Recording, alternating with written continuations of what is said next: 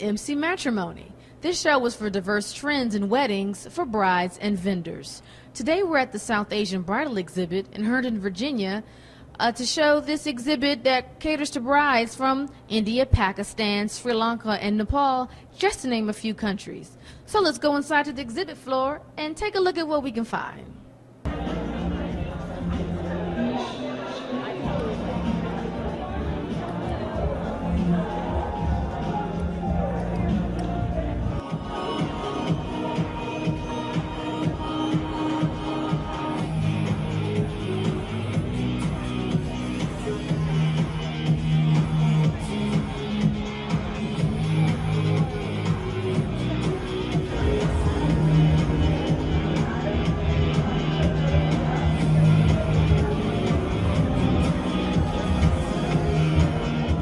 So we're here at the South Asian Bridal Exhibit, and we're here with one of the organizers, Maikla Stanton. Maikla, how are you today? I'm doing very well. Thank you for coming out to our wonderful event today with your team. I'm excited about it.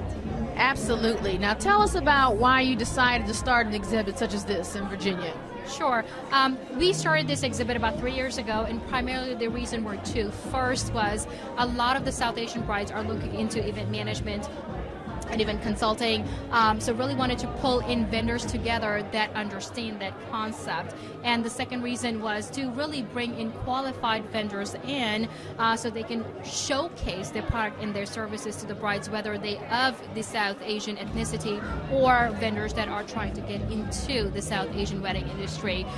So really wanted to put a great show together, allow vendors to show their ability and their creativity, and to bring the brides down here to see what we have to offer.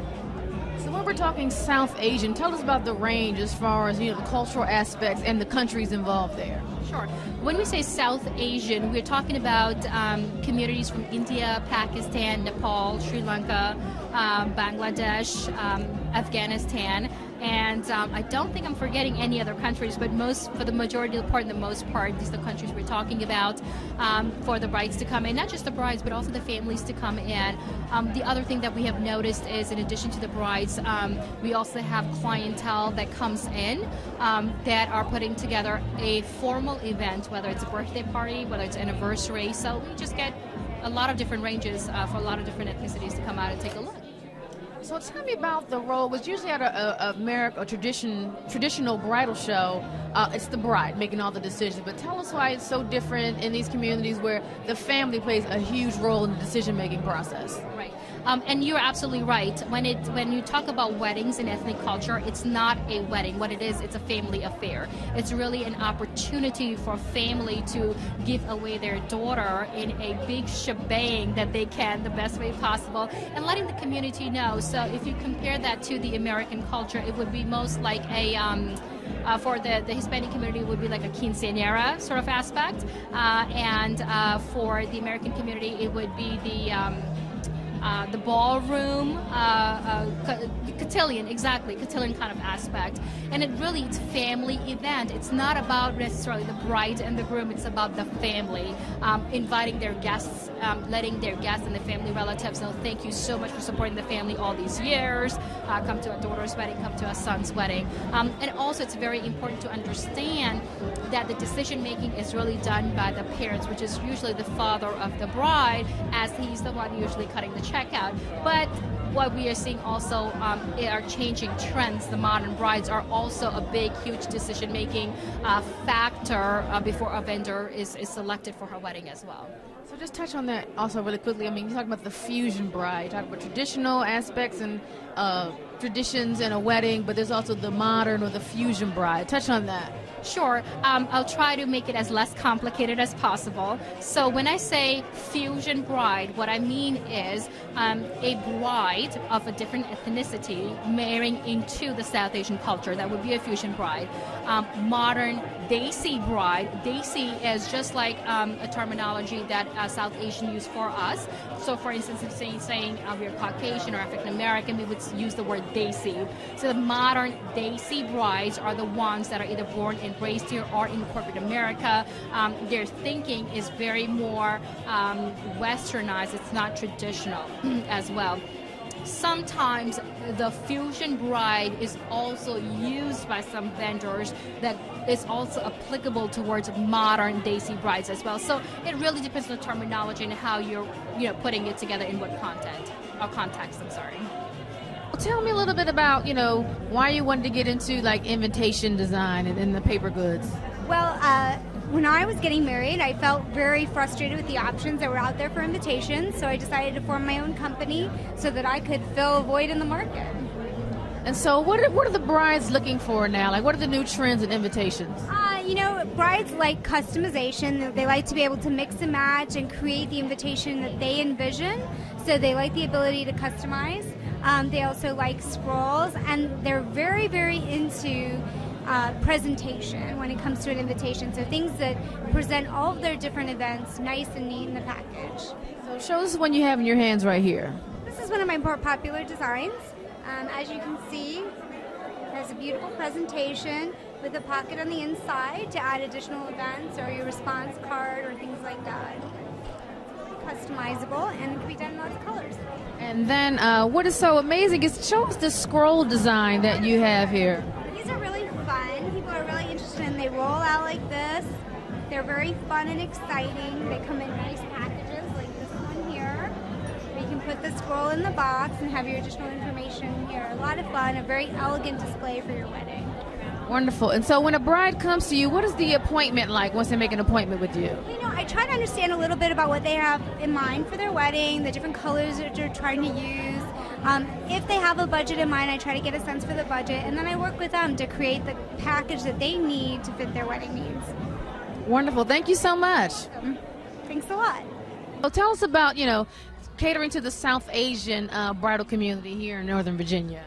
It is absolutely wonderful. I mean, especially with our newly renovated ballroom space, we have this gorgeous 9,000 square foot ballroom, 10,000 square foot of pre-function space area that can definitely accommodate for larger event sizes, for example, 500, 600 person weddings. We also have a nice junior ballroom that can accommodate for the night before the sangeets and the rehearsal dinners of the sorts. In addition to that, we have a great garden terrace area as well as outdoor space for the barat. Very nice and welcoming, kind of quiet. You don't have the hustle and bustle of the city, most definitely, and conveniently located to the airport, the Dulles International Airport, and of course with sleeping rooms attached. So.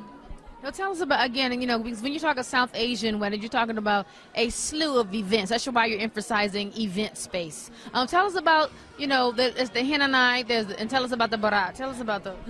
Definitely. I mean, for the henna night, we have great space provided. For example, if you wanted to do a henna night in our garden terrace, we can do something, kind of think outside of the box instead of kind of hosting it in a traditional ballroom space. We have a gorgeous garden terrace that we can dress up, kind of arrange for an evening function of all-night henna decorations and the sorts. As for the barat itself, I mean, since we are a little bit more of a business hotel, on the weekends it definitely is a little bit more quiet here. So like in the parking lot area where the horse, the barat, kind of gathers, it's a great location with the whole family, friends gathering around the groom, dancing and celebrating. No need to worry about disturbing anything, so be as loud as you would like to celebrate.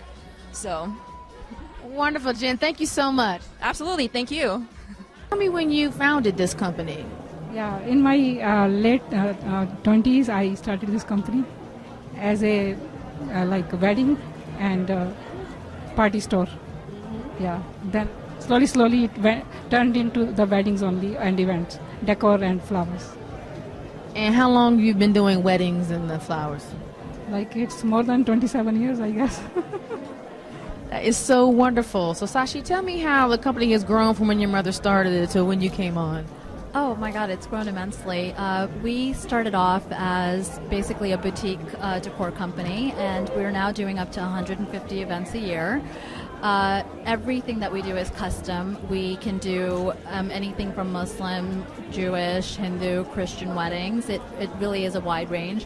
And one of the most amazing things that I've discovered in this business is that design is universal.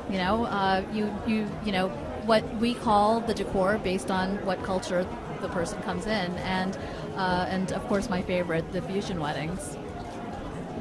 And so what's your favorite part of the whole process, putting it together? When we finish the decorations and to see the smile on bride and groom's faces and their family is very relaxing and satisfactory. And so tell me about, we're sitting this setup right here, the benches and beautiful flowers and setup. What would this setup be for? This could be for anything. If you're Hindu, this would be your mandap, and you would literally get married in the center of this. If you're Christian, we would consider this an altar and have a priest here, and you would stand up inside of it and get married. Same thing with a Jewish couple. And if you're Muslim, you would have 2 chairs up here, and you would sign your contract in this space. So it really is multifaceted. It really can go with any culture. This exhibit and what it entails. Well, we really wanted to go with the elements for this one, with earth being the flowers, fire being the candles, and water being our giant water feature in the back. And we just kind of wanted to bring in, just a really earthy spring feel in this decor. One of the things about our decor is that we're a little bit outrageous, and we like things that are over the top. And so this particular setup would actually be on a table, on guest tables. Yeah. So I'm assuming this is more of the high end or more elaborate of one of your designs. But you can use it, I guess, as an entryway or a table. Where else would you? Absolutely. You can use it as an entryway. You can use it as a sweetheart table decor. As you can see, you can actually see through it. And that being said, this can be customized to any budget. We can turn the top into something that has candles on it. We can turn the bottom into something that has maybe a water pool and floating candles and floating flowers. So it's just amazing how we can be creative and really make something like this in any budget. How long has the company been around? So the company's been around about 2.5 years, almost coming on to 3 years here. All our chefs obviously have been in the industry about 25 years. And we're based out of Alexandria, as you mentioned, and looking forward to expanding soon. Expanding. Okay, got big plans. So tell me about, when a bride comes to you, they want to come up with the menu. What's the process like? Sure. So the first step that we take always is we set up a consultation because we always say everybody can do butter chicken and chicken tikka kebab. However, we want to do something different because a lot of the brides we're getting now, we're seeing they're kind of tired of the same menu. The last 5 weddings I went to, I had the same food. So they want something different. So we always say, well, let's go ahead and sit down and talk about your vision. If they're an interracial couple or if they have friends who are not going to be all of them from the Indian community or people who have maybe born here and they want to see something different, we'll talk about your vision, set up that consultation, talk about what kind of foods you're expecting, what kind of flavors, and come up with a menu that's catered to you. Rather than something that we have in a package set already and we tell you what you're going to have, we want you to tell me what you want. So tell us about, when you're doing an event, because if you're talking about a South Asian wedding, you may have food for the henna night. I mean, you may have the ceremony in the morning and the reception later in the evening. I mean, that's a big event and a lot of food to put out there. Tell me about that. Sure. So that's one of the most beautiful things about, I think, South Asian cultures. The wedding is more of a family event. It's not a one-day thing. You get families come from out of town, out of country. They'll do several things, different events. They can go a whole week. They can shorten it down to 2 days. And that's great because then we can really kind of cater to on a night like Sangeet, which is a little informal. We can do things more like street food, shots, that's what we call them. On the wedding night, of course, we can do hors d'oeuvre, something more on the fancier side, but also more elegant menu. So we can do a mix of different menus, and that really works great for us, of course. And then you also do, this is the food, you do the cakes as well. You have this beautiful wedding cake on display here. Tell us about that. Oh, sure. So that's one of the things we love. I'm a sucker for cakes, and not a lot of people are. That's how we win the people first, and then we introduce them to the food. So yeah, we are very much into cakes and desserts, and even with the cakes, we like to do a lot of fusion of the Indian or the South Asian flavors. So there's things that we have created, things like we call a gajar halwa cake, which is really a dessert, Indian dessert made out of carrots, and we put that in the cake. And then other flavors like mangoes,